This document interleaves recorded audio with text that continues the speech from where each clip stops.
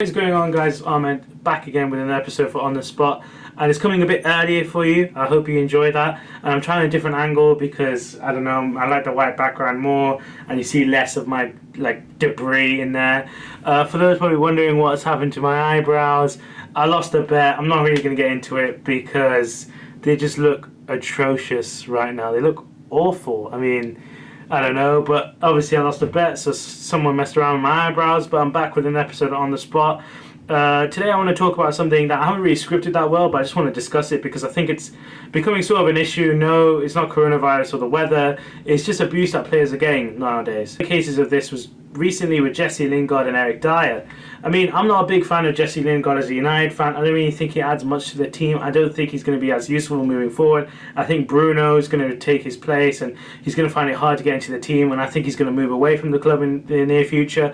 But it's just the fact that people talk about the 0 goal or 0 assist thing. It's a massive issue in football, because in football, if you're not producing for the team, then it doesn't lead to results. Then, you know, you're going to be hated on by the fans and everyone around football because you're not just helping your team. But it's weird, this incident, because it was outside the coach afterwards when everyone was getting on, and this group of fans thought it was okay just to abuse Jesse, even though he assisted in that game. So he had a decent game, he played well, and that's the game they decided to pick on with the 0 goal, 0 assist in 2019.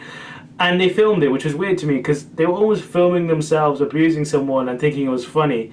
And it's not. I mean, in my opinion, I could be wrong, but players shouldn't really get that. I get it, they're getting paid tons of money, but they're human beings at the end of the day. They don't deserve all this hate sometimes, and especially nowadays in modern football with, you know, the need to have social medias as footballers, because they're realizing that they can make so much more money if they have Instagram's followings, Twitter followings, and even Facebook followings, because then they can put in their own companies. We've seen that tons. Like CR7's got his own line and everything, you know. You type it in, CR7's got it. CR7's got underwear for some reason, which I don't understand why.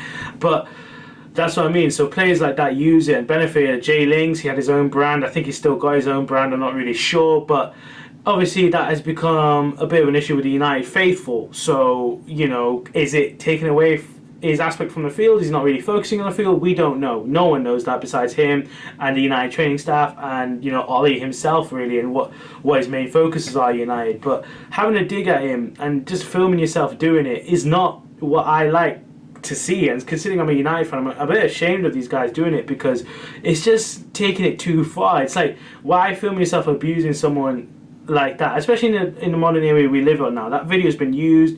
People post it around, people share it, and there's no hiding from it. There's no reason to post that in the first place. Like, why are you posting a video of you abusing someone when it could lead to something worse happening to you as well, that it's you in such a negative light? Regardless if you're behind the phone screen, hide the phone screen, you know, people can still hear you and people can still obviously tell it's from your account, which is just dumb to me.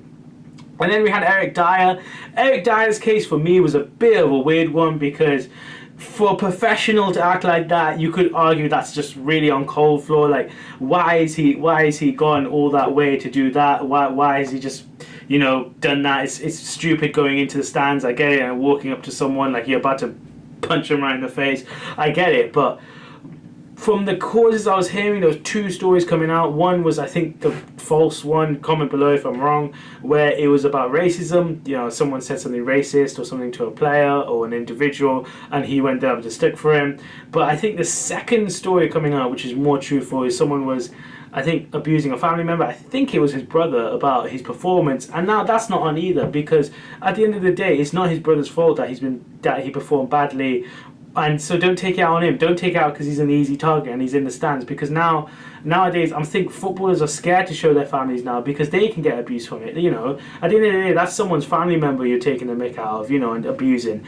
But it's just my opinion. I don't know, but because I generally think that footballers should now almost have almost a football association helping them out, like obviously the FA, but, you know, like a players union that can help them, you know, stop from abuse and stuff like this. I hope there's placements in like mental health issues and stuff like that, and psychiatrists that can help the clubs with players suffering from this, because now I think it's just putting an aspect for me, and that's why I wanted to talk about it today, because it's weird, because like now when you've had a bad game, even at the semi-professional level where there's clubs who've got a little bit of following, you know, I'm talking 1K, 2K, and even the occasional 3K, you know, you will know about it. You can't really hide from it. You can't really just not pay attention to it, because at the end of the day, you are going to check. Everyone is like that. No one's really confident in their own ability, or that normal to just, I want to use the word normal here, not to just switch off their phone and leave it. Like, none of us can. Like,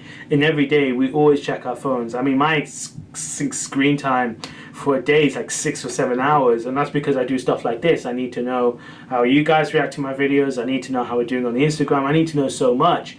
So it's weird to me when this happens with players, because they can't really hide from it. Companies will make them do it, you know, and it's really sad to me that players can get this type of abuse. Maybe I'm just being too soft. Maybe someone will say like they should deserve it, you know, they get paid enough, but that's the issue. Do you really get paid enough? Like, even if you're on 3 million a year, someone gave you 3 million for the whole year, and when you have the occasional slip up, you know, you do something wrong at work, you know, if you just have, you're human, you make a human mistake, and they're pestering you about it, and like, they're not letting it go. Like, it's ridiculous how they just don't let things go, football fans. We're a bit fickle as a group, I'll be honest, until something happens that changes that player's life.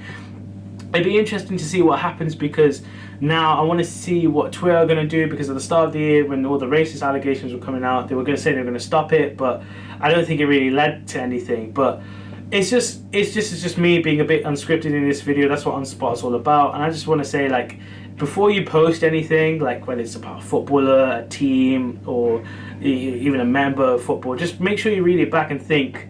Because I'm a hypocrite, I post all the stuff about footballers and stuff like that. Like, I just want to make sure that you read it before you post it, because you never know, that tweet could get 3, 4K, 5K, 6K, 7K likes, and then when the footballer looks at it, he's going to think, what have I done to deserve this? I've done nothing to that person. Okay, I had a bad day at the office, and they're physically having, like, not physically, verbally having a go at me. But just make sure you watch what you post, and, you know, enjoy your football. Don't be such a negative fan, please. Believe me, it will just drag you down. But just been Ahmed for On The Spot. Please like, subscribe, and share, and comment.